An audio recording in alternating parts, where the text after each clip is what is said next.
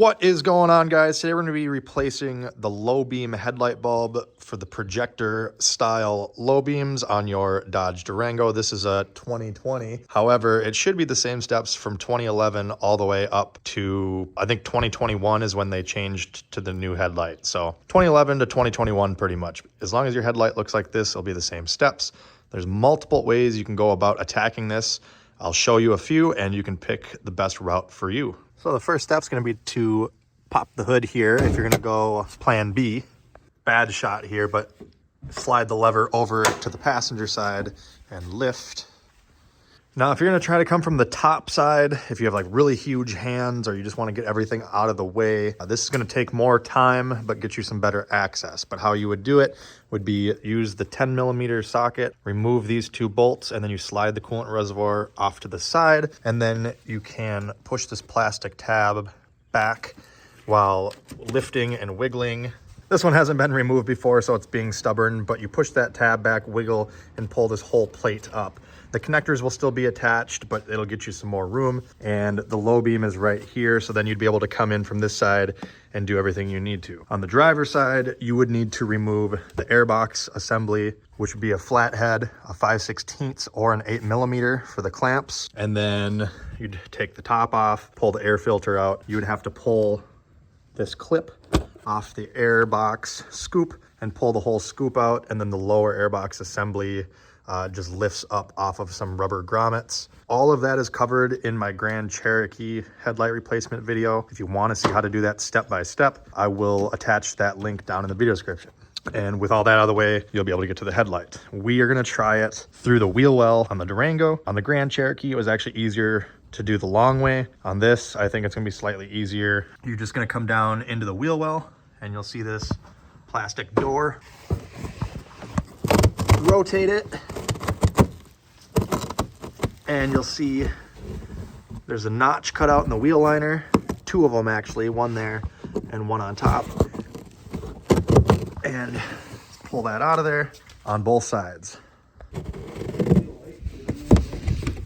So right now we're on the passenger side. We have the wheel cranked to the left, so it gives me a little bit more room. We'll start on this side. And if you look up right here, you'll see kind of this bulbous looking cover. That is your dust cover. And you'll see there's a little plastic tab on the side. Well, there's one across from that as well, so I can't get it on camera. I'm gonna reach up there, grab those tabs, and rotate counterclockwise.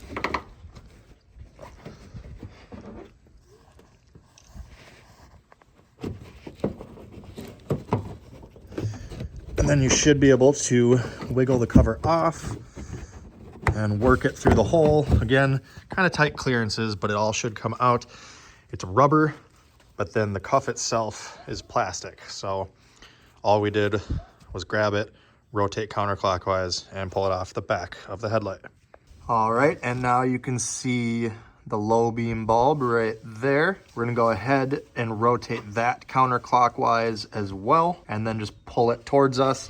Then we'll disconnect the bulb from the wiring. The reason it's easier on the Durango versus the Jeep to come through here is because on the Jeep, this little brace comes straight across and it's way more in the way.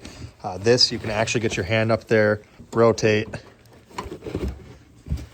pull it out. I'm wearing gloves. You don't want to touch the glass. A, it could be hot, especially if the bulbs have been on recently. And B, if you touch it with your hands, the oil from your skin can cause these things to blow out. So we're just gonna go ahead, lift up that tab, like so. So regardless of the bulb you're gonna replace with, if you wanna use the factory one, you definitely can. Here it is, it's a Sylvania 9005 SL. Today we're gonna be upgrading to a set of Oxido LEDs. I'll post a link down in the video description for these as well. I think these are a 6500K, so it's kind of a white with just a tinge of blue, and should be quite a bit brighter than the factory halogens.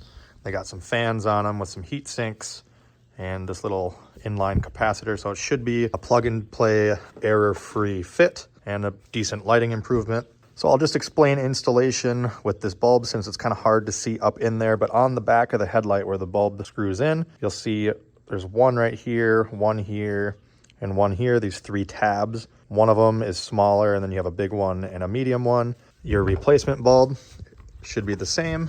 As you'll see here, we got a small one and then 2 bigger ones. So we're gonna line up the small one with the smallest slot on the back side of the headlight assembly, and then rotate clockwise until it stops.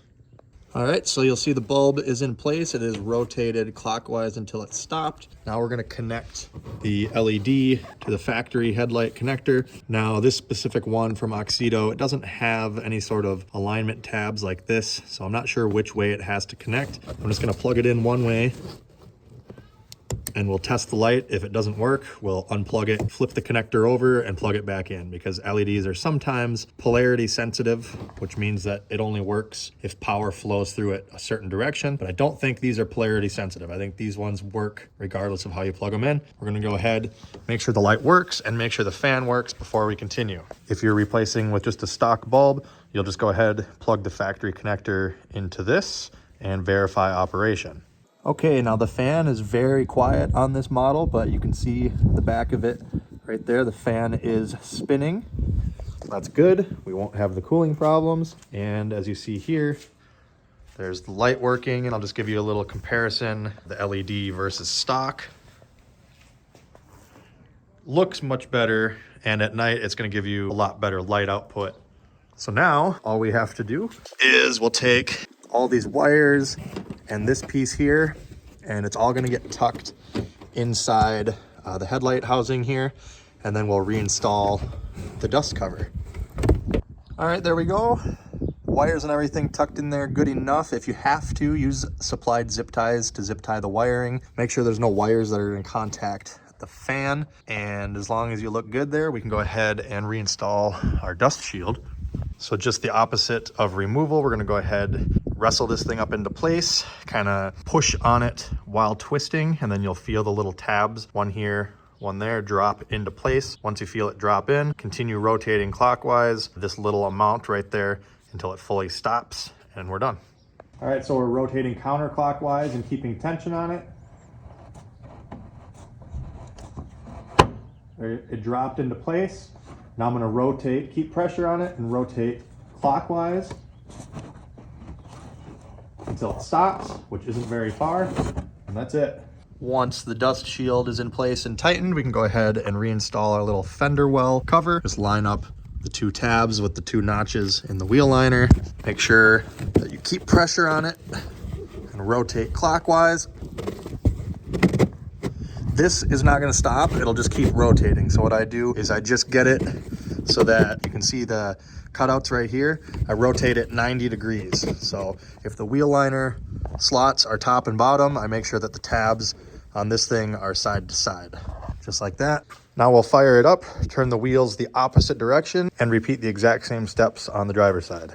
All right, and once again, when you get the bulb in on that side, make sure the fan is spinning. Make sure the light is working. If not, flip the connector over. But now we're gonna repeat the same steps on tucking the wires and everything in there. Put the dust shield on, put the fender liner cap on. All right, and there we go, both of them installed. Make sure everything's out from under the hood and close it. Make sure it's latched properly so don't fly open going down the highway on you. Everything reinstalled in the wheel wells, and we can enjoy our upgraded headlights.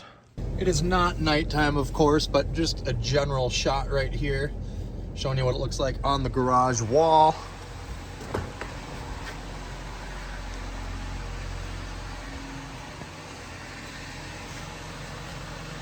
And it matches the fog lights beautifully. Looks way better. Worth the money just for the color match.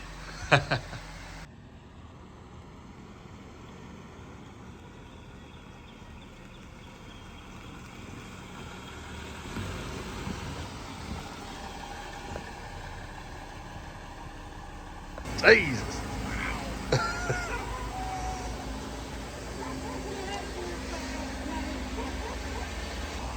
Shut up, dog. Sick.